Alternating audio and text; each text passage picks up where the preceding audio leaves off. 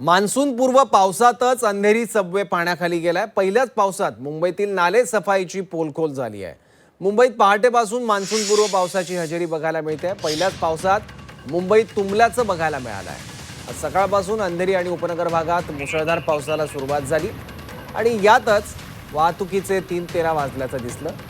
Monsoon पूर्व पावसानेच मुंबईचे काय हाल झालेत ते या दृश्यांमध्ये आपल्याला दिसतात। अंधेरी सबवेची ही दृश्य आहेत। अंधेरी सबवे हा मान्सून पूर्व पावसातच तुंबलेला आहे। नाले सफाईचे मोठमोठे दावे प्रशासनाकडून केले जातात, पण प्रत्यक्षात काय काम झालंय ते दाखवणारी ही दृश्य आहेत। आणखी माहिती घेऊयात, आपली प्रतिनिधी मनश्री पाठक आपल्या सोबत आहे। मनश्री, मान्सून पूर्व पावसातच अंधेरी सबवे तुंबलाय।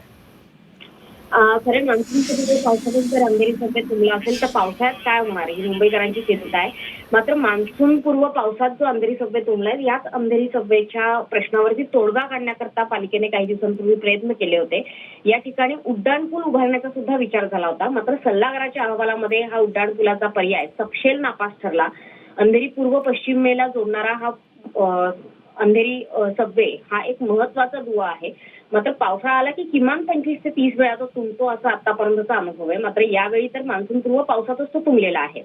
मोगरा नाला या समस्येचं खरं तर मूळ आहे, कारण उगमस्थळापासून अंधेरी सबवेपर्यंत जे 2.5 किलोमीटरचं अंतर आहे, त्या अंतरामध्ये नाल्याला 13 मीटरचा उतार आहे। या उतारावरनं हे पाणी सरळपणे अंधेरी सबवेमध्ये शिरतं आणि त्याच्यामुळे अंधेरी भुयारासह दाऊदबाग असेल, आझादनगर परिसर असेल, हा संपूर्ण भाग या भागामध्ये पाणी साचतं।